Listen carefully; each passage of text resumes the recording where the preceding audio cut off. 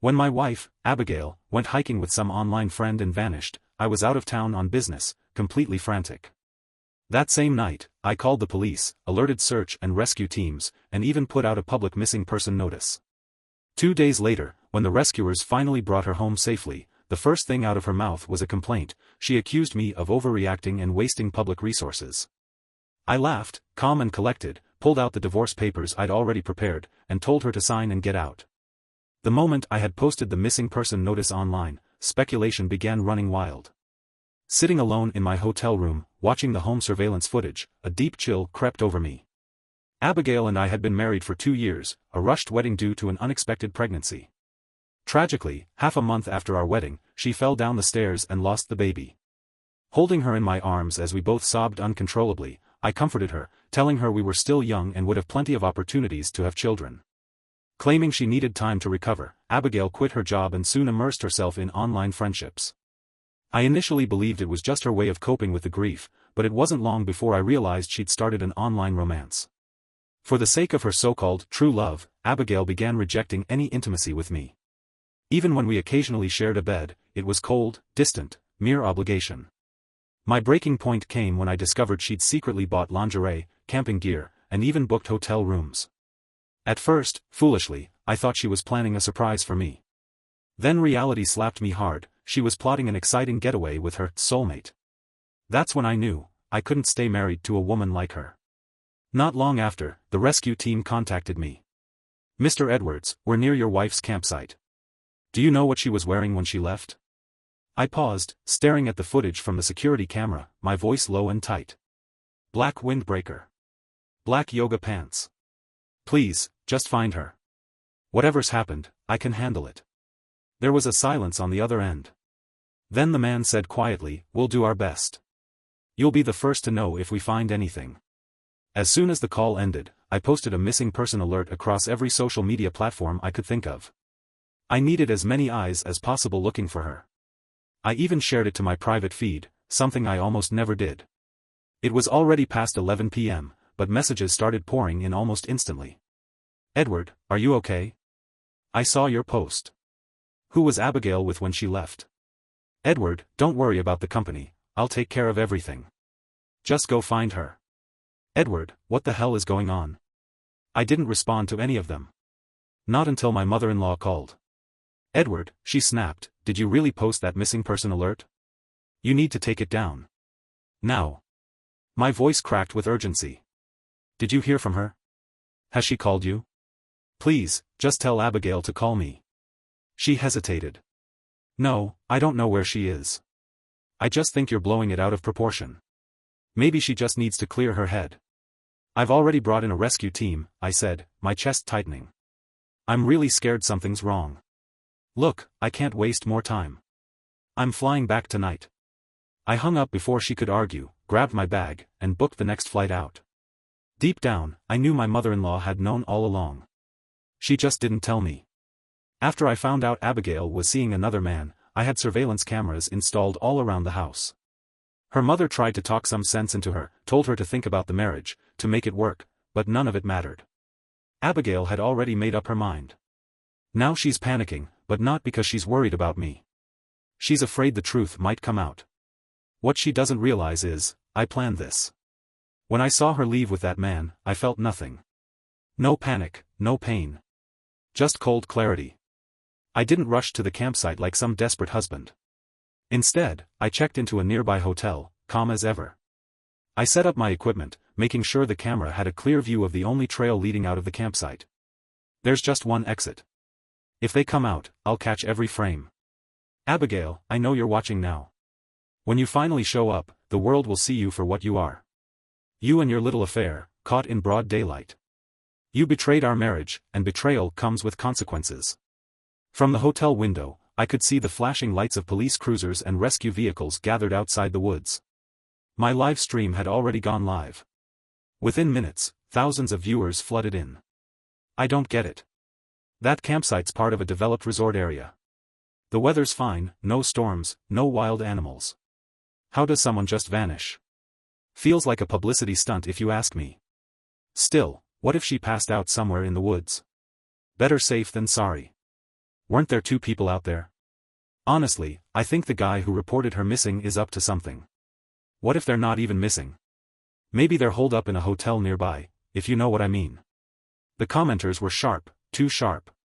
They were already starting to put the pieces together. I posted another update across social media. Abigail, please come back. I'm really worried about you. I shared it everywhere, Twitter, Facebook, Instagram. The search was trending now, and I could only imagine how panicked she must be feeling. 2 hours into the live broadcast, something happened. Rescue teams and local police found Abigail in the hotel. My phone rang almost immediately. "Mr. Edwards," said the rescue team leader. "We've located your wife." "Really? Is she okay? Can I speak to her?" There was a brief pause on the line, then he agreed. As soon as the call was connected, the camera captured the perfect shot. Abigail walked out under police escort. Her face was as gloomy as a dark cloud. The man who had left with her was 2 steps behind her. She took the phone, her voice sharp and bristling. "Edward, what the hell are you doing?" "Abigail. Thank God. I've been so worried, I couldn't reach you, and I didn't know what else to do." She clenched her teeth. "Do you have any idea how much public time and resources you just wasted? My phone died, that's all." "I know. But I was terrified, Abigail. I need you to come home." I ended the call before she could say anything else, my expression stone cold as I looked out the window. I couldn't hear what the rescue team said to them, but their expression spoke volumes: tight jaws, narrowed eyes. They weren't thrilled. The police didn't look pleased either. Still, they gathered Abigail and her companion and led them away. Back on the live stream, the chat exploded. "They found her? That fast? Wait a minute, look at their shoes. Not a speck of mud. Did they even go hiking?" The comments rolled in, fast and furious. And just like that, the internet had turned. My chest felt tight, like I couldn't breathe, but the feeling passed quickly. I ended the live stream, packed up my gear, and made my way home. By the time Abigail walked through the door, I was already there, waiting. While I had the house to myself, I'd had the lawyer draft the paperwork. The second she saw me, her temper flared. "Edward, are you out of your mind? What gave you the right to call the cops? You ruined my whole day. What the hell are you trying to pull?" I looked up and handed her a glass of water. "Take a breath. Sit down. Here, drink something." I motioned toward the couch. She shot me a glare but didn't say no. Still fuming, she slammed the glass down on the table, crossed her arms, and flopped onto the sofa. Then she kicked at me with the side of her foot, like I was some kind of servant. "Well? Don't just stand there. Make dinner, I'm starving." The entitlement in her voice made me laugh. "What do you feel like eating?" I asked, my tone calm. Then I added, "Or did your lover not feed you well enough out there?" Her face drained of color. I let out a short laugh, feigning realization. "Oh right, I forgot. The rescue team found you. Sorry, did I interrupt something?" Abigail's entire body tensed. She jumped to her feet, jabbing a finger in my face. "Edward, you're full of it." I raised my hands in mock innocence. No need to pretend anymore. "How was the lingerie?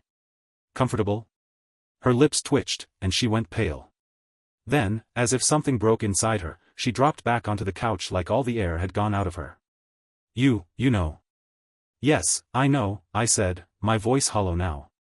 "And you know what, Abigail? I really didn't think you'd stoop this low. To cheat on me, behind my back." I reached for the folder on the table and set it in front of her. "This is it. We're done. I want a divorce." I handed her the divorce papers. Abigail snatched them from my hand, glanced at the first page, and immediately exploded. "I won't get a penny. Are you kidding me?"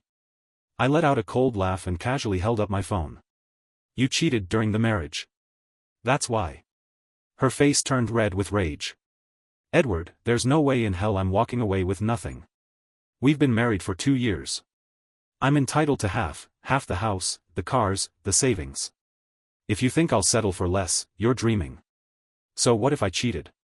Do you have proof, anything solid?" She leaned in, eyes blazing. "You think people are just gonna take your word for it? Please. If it comes to a court battle, I'll fight it.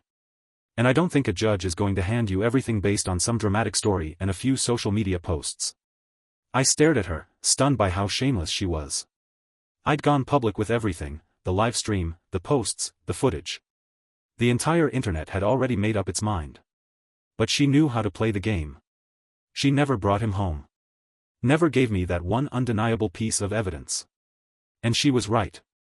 In court, without proof of actual infidelity, it'd be a long and messy fight. The first hearing wouldn't even grant a divorce. They'd probably send us home to reconsider. 6 months later, maybe, we'd get to a second round. Who knew how long this could drag out? I didn't respond. Abigail must have taken my silence as a victory, because she suddenly smirked. You know, Edward, maybe we don't have to throw this whole thing away. We could still work things out. I mean, if you just... Get out, I snapped, pointing to the door. Don't make me sick. She scoffed and stormed off, slamming the bedroom door behind her. Cheating wasn't enough for her, she wanted the money, too. Greedy and heartless. This house was bought with my parents' entire life savings. There's no way I'm letting her get her hands on it. She quit her job, and I supported her without a second thought. For our home, for our future, I ran myself into the ground, working long hours, closing deals, handling clients and late-night calls. Every cent that came into this house came from me. And now she cheats and still thinks she's entitled to half. Over my dead body. I left the house and spent the next 3 days staying with friends, digging into that guy's background. I called up a few lawyers, too, people who specialized in divorce, asset protection, the whole deal. On the 4th day, I went back to grab some clothes. I decided it was best we separate for a while.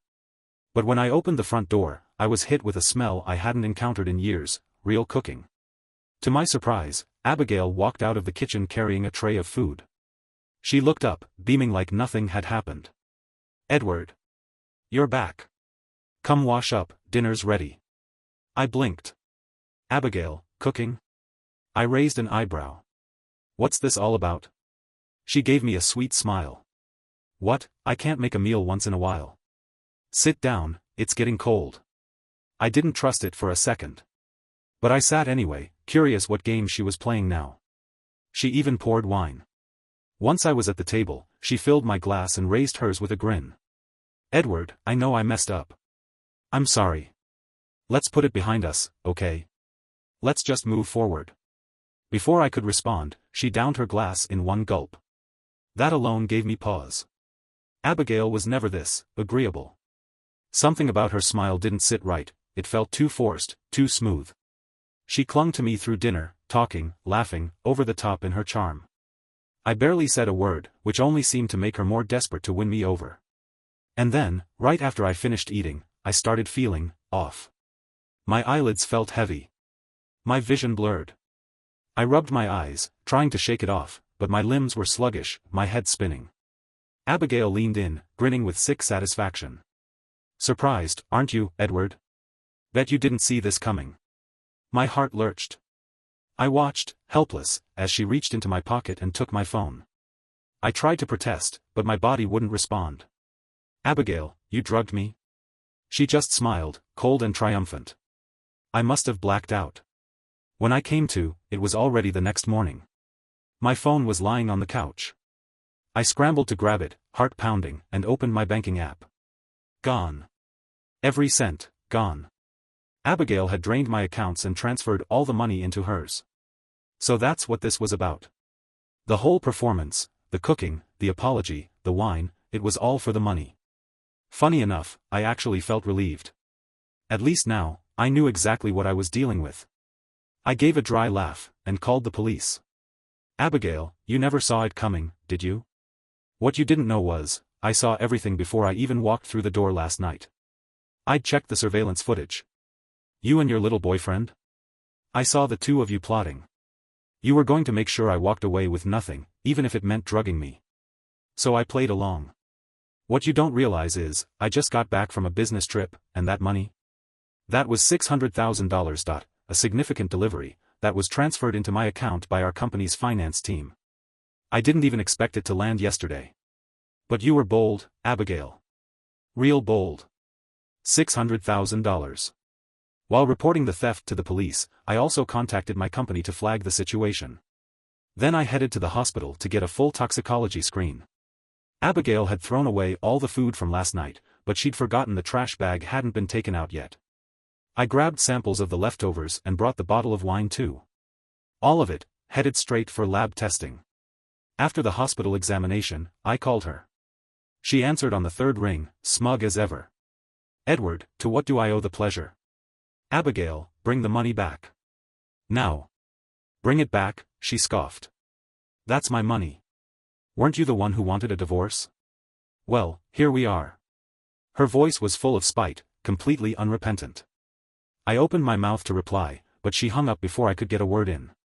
I called back, straight to voicemail. Then the inevitable, she blocked me. I stared at the screen for a few seconds before exhaling slowly. Fine. I had one card left to play. I dialed her mother. The moment my mother-in-law heard my voice, she let out a long sigh. "Edward. I can't get involved in whatever's going on between you and Abigail anymore." "Fair," I said. "But divorce is a serious matter." "I get that," she replied, her tone stiffening. "But right now, there's something more urgent. You need to tell Abigail to return the $600,000 she took from me." I blinked. "Wait, what? $600,000? Her voice dropped. "Yes. We never asked for anything from you when you got married. Give that money to Abigail so she can feel secure. I think if she has some savings, maybe she'll finally settle down and take her marriage seriously." I let out a bitter laugh. "So you were all in on this, huh? You think I'm an idiot?" Then my voice turned cold. "Here's the deal, tell Abigail she has 24 hours to return every penny. If she doesn't, I'll make sure she ends up in jail." I hung up. She was probably fuming on the other end of the line, but I didn't care. Not anymore. With the buzz still fresh from last time, I decided to fan the flames a little. I hadn't deleted the old social media posts, they were still racking up comments days later. So I posted a new update. "What do you do when someone steals company funds? Asking for a friend. Abigail, this is not marital property." Then another one. "Pick up the phone. The police are already involved. So is corporate legal." Just like that, the internet lit up again. The story that had started fading out came roaring back with a vengeance. "Oh, he's back. And with a sequel, let's go. Wait, what now? She took company funds? That's a felony. Don't tell me she's off hiking with random dudes again. Edward, how are you staying so calm? Dude, your wife's wild." At this point, why even bother? Even legal professionals jumped in, offering breakdowns of fraud charges, asset recovery, and how to press charges. I didn't need to say much more. The internet was doing half the work for me. This was exactly what I'd been waiting for. There was no way Abigail could ignore the storm brewing online. It was everywhere, posts, comments, even video breakdowns. I knew she'd see it eventually. I waited the entire day. The company had likely contacted her, and I figured the police had too. By nightfall, she finally called me. "Edward," she sneered, "you really think I'm that stupid? You hire a couple of fake cops and think I'll fall for it? Nice try. That money's mine now." I stared at the phone, stunned. "Abigail, do you even hear yourself right now? If I'm lying, may I get hit by a truck this very second. That money was from a client, company funds. I've already reported the theft, and legal is on it. If you don't return it, you're going to prison." She still didn't believe me. Thought I was bluffing. She'd been out of the workforce for over 2 years, she had no idea how much had changed. Fake cops? Seriously? I didn't argue with her. I just followed up with a simple text, laying it out clearly. She didn't reply. Didn't matter. The company's legal team had already filed to freeze her accounts. The process was in motion. And sure enough, just a few hours later, she unblocked me, and started calling like crazy. Ring after ring, she blew up my phone. "Edward. What the hell did you do? Why are all my accounts frozen? You bastard." I casually picked up, rubbing my ear. "You hit your head or something?" "That money wasn't yours to touch," I said calmly. "So, no, you don't get to spend it. And by the way, an officer will be stopping by soon to escort you to the station." She unleashed a string of curses. I didn't respond. I didn't need to. Everything was unfolding exactly as planned. 2 hours later, I arrived at the police station. The moment Abigail saw me, she lunged forward like a wildcat. "Edward, you snake. You set me up." Her long nails came flying at my face.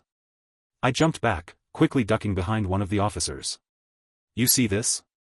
Officer, look at her." "Ma'am, that's enough." "Calm down," the officer barked. Abigail had no choice but to back off, though she kept pointing at me with trembling hands. "It was him," she shouted.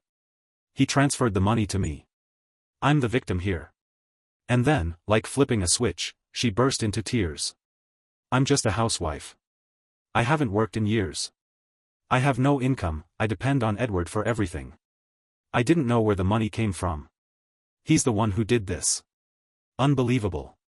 Her performance could have won her an Oscar. The officer turned to me. "Do you have anything to say?" Without a word, I pulled out 2 folders, one with the lab report, the other with the surveillance footage. She drugged my food. While I was unconscious, she transferred every cent out of my account.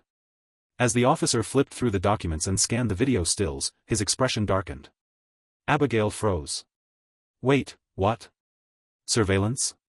You installed cameras in the house?" She looked like she'd been slapped across the face. I shrugged. "Yeah. You said you felt unsafe home alone. I wanted to make sure you were okay. Forgot to mention, I had them installed 6 months ago." Her face twisted in fury. "You," she charged at me again, fists clenched, but the officer caught her mid-step and shoved her back. "Ma'am. You need to sit down. Don't make this worse." Abigail had never dealt with anything like this before. The moment reality hit, she cracked. Right there in the interrogation room, she broke down in sobs. Then came the real blow. When the company's legal rep showed up and calmly laid out the potential charges, she panicked, and spilled everything. Naturally, the plan hadn't been hers. She didn't have the brains for it. It was her lover, Evan, who came up with the scheme. Together, they'd plotted to drain my accounts, kick me out of the house, and walk away with everything. Brilliant plan, really. Too bad they underestimated me. It wasn't long before Evan was brought in, too. The moment I saw him, I put on my best performance, wide-eyed and full of feigned shock. Well, look who it is. You're the guy who went hiking with my wife the other day, aren't you?" Even the police paused, taken aback. Something didn't sit right with them. They ran a quick check, and just like that, it all clicked into place. The search and rescue alert. The live stream. The viral posts. They realized that I was the person involved in the missing wife case. Their expressions shifted. There was a flicker of something new in their eyes, sympathy. When they pulled Evan into the holding area, he didn't go quietly. He yelled. He cursed. Tried to throw Abigail under the bus. That was all it took. Abigail, already shaking, broke down again. Between sobs, she confessed to everything. With lawyers present and the company's legal counsel weighing in, the truth unraveled fast. Abigail had no choice but to return every cent. Then Evan, desperate to dodge accountability, turned on her completely, claimed Abigail seduced him, that it was all her idea. Unexpected? Definitely. But also incredibly useful. That little outburst gave me exactly what I needed, undeniable proof of the affair. Right then and there, I instructed my attorney to file a lawsuit. Fraud. Theft. Adultery. The works. Only then did it finally hit Abigail that I wasn't bluffing. She ran to me in tears, grabbing my sleeve, pleading through hiccuped sobs. "Edward, please. I didn't mean for it to go this far. I'm sorry. I'll do anything, just don't ruin me." I scoffed, pulling my arm free. "Abigail," I said, my voice flat, "pack your things and get out of my house. I'm still calm enough to say that nicely, consider it a mercy. Let's not make this uglier than it already is." With that, I walked out, my lawyer right behind me. That night, Abigail came back. And this time, she brought her mother with her. The moment they stepped into the house, my mother-in-law stormed toward me. "Edward, you're unbelievable. You set a trap just to make sure my daughter walked away with nothing. Are you proud of yourself?" I gave a small nod. "Actually, yeah. Pretty proud. But I'd be even prouder if she had to face real consequences for what she did. Abigail's face twisted in anger. How can you be so heartless? We were married. Married? I scoffed, like she'd just told the biggest joke I'd ever heard. You didn't seem to remember that when you were sneaking off with Evan. But now, suddenly, I'm your husband again? Save it. Just get out. Abigail opened her mouth to argue but couldn't find the words. Her mother looked like she wanted to jump in again, but Abigail held up a hand, stopping her. I leaned back against the doorframe, arms crossed, and watched as they packed up. I even pulled up the security feed to keep an eye on them, just in case. To their credit, they behaved. No snooping, no drama. Just 4 suitcases and a lot of silence. As they stepped out the door, Abigail glanced back, eyes lingering like she might say something. Don't forget, I said coldly. You've got court tomorrow morning. She froze for half a second, then turned and walked away, trailing behind her mother. I let the door close and finally exhaled. Finally. Free. Whatever came next, it was bound to be better than this. The next morning, I showed up at the courthouse right on time. I waited. And waited. 2 hours went by, and Abigail never showed. My patience snapped. I called her. Abigail, did you forget today was our court hearing? On the other end, her voice was calm, too calm. Edward. I'm not ready to get divorced. You cheated. We're getting divorced. End of story. I hung up, opened my photo gallery, and selected the perfect set of images, her and Evan hiking together, her sneaking out, the livestream headlines, the viral post about the missing wife. I typed up a caption and sent it all to her. What do you think? If I post this with a little push and the right hashtag, you'll go viral in no time. America's favorite cheating housewife. Might even land you a podcast deal. It only took her a minute to reply. She caved. Completely. Edward, are you really going to push me this far? Abigail asked, her voice shaking slightly. I gave her a cool look. That depends on you. Sign the papers and we walk away clean. Otherwise, if this goes public again, you're the one who's going to lose more. That did it. Fear finally overtook her pride. She came with me to the courthouse and completed the filing. There was still a mandatory 30-day cooling-off period before the divorce would be finalized. 30 days where anything could happen, but I hoped it wouldn't. As we walked out of the building, Abigail turned to me with a soft, almost wistful smile. Edward, she said, I know I messed up. We were married, we shared a life. Can I at least have one last hug? I raised an eyebrow, hesitated for a second, then gave her a brief, distant embrace. She betrayed me, yes. But in a strange way, she also taught me something I never really understood before. Marriage only works when 2 people share values, when they want the same life, not just the same roof. Abigail and I got married because of the pregnancy. There was never a real foundation. After we lost the baby, our relationship fell apart. And now, looking back, I realized this breakdown didn't happen overnight. It had been coming for a long time. For a while, Abigail stayed quiet. Surprisingly so. She rented a small place directly across the street from mine. Her explanation? I want to win you back. It would have been funny, if it weren't so sad. Who'd want a woman like that again? But she kept pushing. One day she came knocking because she'd forgotten to buy oil. Another day it was soy sauce. Then it was a broken light fixture she needed a strong man to fix. And then, there she was again. Wearing a paper-thin silk nightgown, standing in my doorway. I let out a long sigh. Abigail, stop trying. I'm not falling for it again. She froze, lips parting slightly. Her eyes went red. We were in love once, Edward, she whispered. You were willing to accept me before. Why not now? I shook my head, gently but firmly pushing her back outside. Then I handed her a business card. If something breaks, call the landlord. Or the property manager. But don't call me. We're done, Abigail. Please, stop showing up like this. Let's end this with dignity. I don't even want to say the ugliest parts out loud. The first time Abigail went on a date with Evan, I was there, sitting outside the hotel, alone on a bench all night long. I didn't sleep. I didn't move. I just sat there, trying to make sense of it all. Was she with someone else because I wasn't enough? That thought tore me apart. I spiraled, second-guessing everything. Blaming myself. Trying to figure out where I went wrong. During the day, I buried myself in work, it was the only thing that kept me from losing it. But at night, when I came home and saw her in front of the mirror, curling her hair, trying on lipstick, posing with that smug little smirk, it hit me all over again. She didn't look like someone living in guilt. She looked radiant. Carefree. Like I never existed. And still, I told her we could try. I told her we could rebuild. But she brushed me off with hollow words and a painted smile, all while using my money to live it up, and sneaking around behind my back with another man. Not this time. I wasn't going to play the fool again. 2 weeks later, Evan was released. The fallout from his little scheme had been serious, but not permanent. The plan he cooked up got Abigail arrested, and my mother-in-law came crawling to me, begging for forgiveness.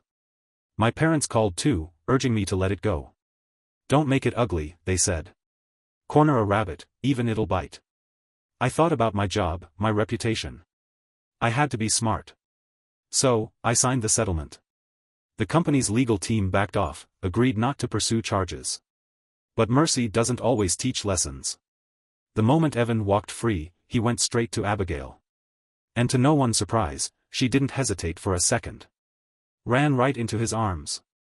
They didn't bother hiding it either. Moved in together like they were proud of it. I watched Abigail strut past my front window every morning in her tight little dresses, heels clicking, sunglasses on like she was headed to some fashion shoot. Like none of this had ever happened. Like she hadn't begged me just days ago to take her back. All I saw now was a woman who didn't know what love meant, and a man who didn't care who he destroyed, as long as he got what he wanted. I wasn't heartbroken, far from it. Honestly, I was just relieved. Relieved that I didn't fall for her lies a second time. That alone was worth celebrating. But then, Abigail showed up again. She was hanging on Evan's arm like he was a trophy, chin lifted in smug defiance as she looked me dead in the eyes. "Edward," she said with venom-coated confidence, "you'll regret this. Without us to draw attention to you, you'll fade into nothing. Let's see how long you survive once the spotlight moves on." I blinked, stunned for a second. She actually believed I'd posted everything online, for attention? She thought I exposed my own humiliation, my wife's affair, my entire marriage falling apart, just to gain followers? God. She was more delusional than I thought. I took a slow breath, stared at her for a moment, then said evenly, "Whatever makes you happy." And I closed the door. From outside, I could still hear the two of them laughing, Abigail and Evan, loud and obnoxious like they were starring in some twisted rom-com. I didn't say a word. Just let out a long, tired sigh. Later that night, my buddy Liam called. Asked if I had time to grab dinner. We'd spoken before, he'd warned me about Evan. Said he had a bad feeling. Said he wasn't new to this kind of game. Turns out, Liam was right. He'd done some digging. Turns out Evan had a long track record of scamming women in other cities, different names, different jobs, same routine. Over dinner, we talked. We laughed a little, but the weight of it all still lingered. When I told him Abigail had gone back to Evan, he nearly dropped his fork. "You bent over backward for that woman," he said, shaking his head. "And now she's with a professional con artist. What the hell is she thinking?" Then he looked me dead in the eye. "Promise me something, Edward. No matter what happens, don't go back. I swear, if you do, I'll never let you live it down." I chuckled. "Don't worry. I've learned my lesson. Some bridges are meant to burn. But I need your help," I added, leaning in. "I want to track down every woman Evan ever scammed. I'll cover the costs, whatever it takes. He doesn't deserve another shot at ruining someone else's life. I want him behind bars, for good." Liam narrowed his eyes. "This about Abigail?" "No," I said firmly. "This is for me." Then I told him something I hadn't said out loud before. A suspicion that had haunted me for years. "I think, that baby we lost? It might not have been mine." Liam froze. "You serious?" I nodded slowly. "You know me. I hold my liquor like a rock. But the night Abigail and I first got together, I was drunk off one glass of whiskey. Completely blacked out. That's never happened before or since. When I woke up that morning, Abigail was crying uncontrollably. At the time, I felt like I had no choice. She said she didn't remember much either, and that it was all a blur. So I took responsibility. But what really scared me was what came next. One time, and she was pregnant. We got married. Just 2 weeks in, she had a fall. Said she slipped. My mom had been taking care of her like she was made of glass, careful, attentive, practically tiptoeing around her. And still, somehow, she fell. Abigail cried so hard that day, it looked real. But afterward, she bounced back fast. Too fast. It took me much longer to recover. The more I thought about it, the more something didn't sit right. Abigail wasn't the kind of person to break down that easily, or bounce back that quickly. It all felt off. When I told Liam what I was starting to suspect, he didn't hesitate. He clapped a hand on my shoulder. I got you, man. Leave it to me. Liam had connections, more than most. Normally, I wouldn't air my dirty laundry like this, but I didn't have anyone else I trusted. No one but him. I handed him $100,000, no questions asked. 3 days later, he returned with his harvest. Real. 3 social media accounts. 3 different women. Each one added me and shared their stories, how they'd met Evan, how he manipulated them, drained them, and disappeared. Different names, same game. I was done playing nice. That evening, I knocked on the door across the hall. I knew Evan had just stepped out for groceries, timing was perfect. Abigail answered. She tilted her chin up the moment she saw me, smug as ever. What, can't stay away? Don't tell me you're regretting it now. Too late, Edward. I gave her a look. Calm. Measured. Abigail, I said, I'm only here out of courtesy. We were married once, so I'll say this once and walk away. Evan is a scam artist. You need to be careful. She rolled her eyes so hard it looked painful. Don't bother trying to poison me against him. We're fine. We're happy. And once that divorce decree comes in, I won't have to deal with you ever again. She shoved the door shut, right in my face. I stood there for a second, then shrugged. You can't save someone who's hellbent on self-destruction. I'd said my piece. I wouldn't waste another breath. Not long after, Evan came back and heard I'd stopped by. A shouting match erupted between him and Abigail, so loud it shook the walls. I wasn't even trying to eavesdrop, but it was impossible to ignore. Eventually, the commotion got so bad, neighbors from downstairs came up to complain. I opened my door and leaned against the frame, watching like it was free entertainment.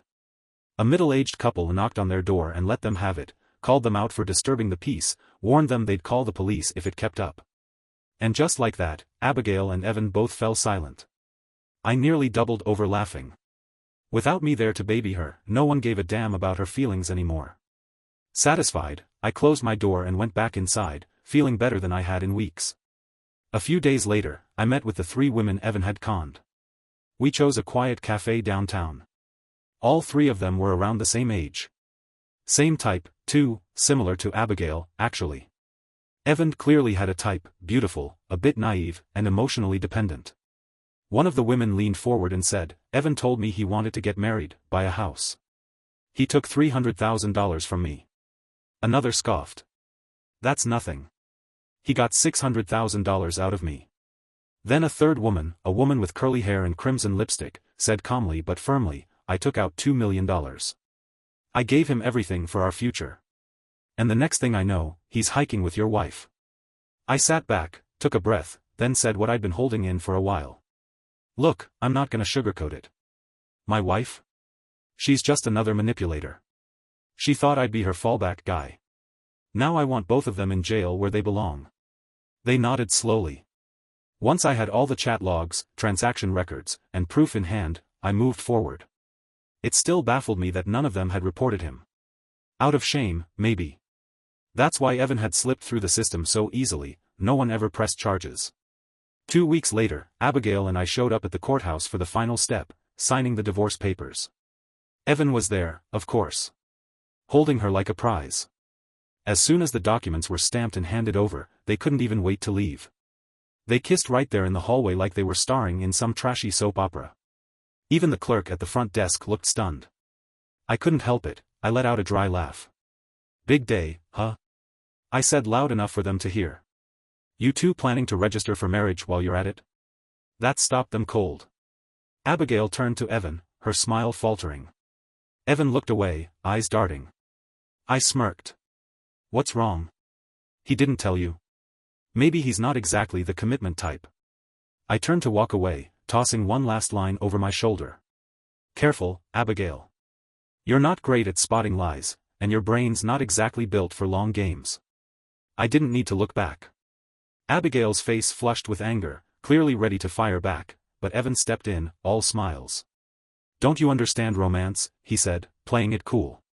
You don't just get married. First, you propose. I haven't even proposed to Abigail yet, marriage comes later. I shrugged. Then buy her a ring. Proposals can happen anytime. Unless you're too cheap for that. His smile tightened. You don't know what you're talking about. Evan grabbed Abigail's hand and stormed off, dragging her with him. I watched them go, lips curled in amusement. Abigail, if you let this slide without making a scene, I might actually lose respect for you. She had no sense of financial boundaries before, and she certainly wasn't going to develop any now. Divorced or not, Evan wasn't about to let her go without squeezing every last dollar out of her. Legally, even though Abigail was the one at fault, that didn't mean she walked away with nothing. I ended up giving her a $100,000 settlement. Apparently, even that was too tempting for Evan to pass up. Guy was starving, for money, not love. Edith, the red-lipped, sharp-tongued woman who'd been scammed for $2 million, reached out after hearing my plan. She was eager to help. I'll pose as your girlfriend, she said. I dated him for 6 months. I know him inside out. I couldn't help chuckling. You know him inside out? He conned you out of $2 million. That hit her like a slap. She stiffened immediately. Just say yes or no, she snapped. I held up a hand. I'm not saying no. But if he sees you with me, don't you think he'll get suspicious? She gave a low, cynical laugh. You don't get it. Evan's a snake, sure, but he's also got an ego the size of Texas. When we were together, I once opened a folder on his laptop by accident. It was full of profiles of every woman he's ever dated. Even the ones they moved on with. He kept tabs on all of them. He compares himself to their new partners. Constantly. If he sees me with you, it'll eat him alive. And that's when he'll rush to lock things down with Abigail. He'll go straight to the courthouse, just to prove something. Because Abigail? She's just his pawn now. They're in this mess together, and he'll want to keep her under control. I considered that. Twisted, but effective. All right, I said finally. Let's do it. We took a photo together, sitting side by side in the cafe, her hand resting on mine, fingers intertwined. I posted it to my social media with no caption. Just as expected, Abigail blew up the moment she saw the photo. My phone rang instantly. Edward. You lied to me. You've got a girlfriend now, you're the one who cheated, aren't you? And you only gave me a $100,000? I'm suing you. I rolled my eyes and replied calmly, go ahead and sue me. Is there a law against dating after divorce proceedings start? Look at me, I've got a decent job, I clean up well, I've got savings, a car, a house. Why wouldn't someone want to be with me? But you? You're clinging to Evan. And what's he given you, exactly? Face it, Abigail, you've got no ring, no title, not even a piece of paper. After everything, you're still not sure if you're his girlfriend or just the side chick. I don't respect you. At all. And with that, I hung up. She started flooding my phone with angry texts, but I didn't bother reading them, I just blocked her. Let's see how she handles being ignored for once. Over the next few days, I made sure to keep up the act. Edith and I were all over town, strolling through parks, sharing coffee, holding hands. Public enough for anyone watching to notice. Especially Abigail. Word got around fast. Turns out, she couldn't take it. Neighbors said she was constantly fighting with Evan, screaming matches nearly every night. Edith, playing her part perfectly, began posting photos online too, matching outfits, brunch dates, late-night walks. Evan snapped. A few fights later, he decided to just get it over with and dragged Abigail to the courthouse to register their marriage. Abigail, of course, was ecstatic. She took a photo of their marriage certificate and blasted it all over social media, captioned with hearts and promises of forever. I raised an eyebrow as I scrolled past it. Well, they'd made it official now. And since they wanted to play house so badly, fine. But they'd better be ready. Because from this point on, I wasn't holding back. On the day Abigail and Evan were supposed to get married, I showed up, uninvited. And I wasn't alone. Right behind me were the 3 women Evan had conned, and a pair of uniformed police officers. The moment I stepped into the venue, dressed sharp and calm, Abigail's relatives started whispering. "Edward, today's Abigail's wedding day," one aunt murmured, trying to smooth things over. "I know you two had a past, but it's time to let that go." I chuckled, loud enough for the whole room to hear. "You think I'm here to stop the wedding? Please. She's all yours, I wouldn't take her back if you paid me." Abigail's face twisted in rage beneath her white veil. "Edward, what did you just say?" I shrugged. "Just here to drop off a little truth bomb. That guy you're about to marry? He's a serial scammer. A professional con artist." I turned and pointed at Evan, and the 3 women standing beside me. The moment Evan saw them, all color drained from his face. He froze, as if he'd just seen ghosts. Then the cop stepped forward. "Evan Collins," one officer said, "you're under arrest for multiple counts of fraud and theft." Abigail screamed. In full wedding dress, she clutched her veil and stumbled forward. "Edward, what the hell is going on?" I pulled my arm away. "You really want to know?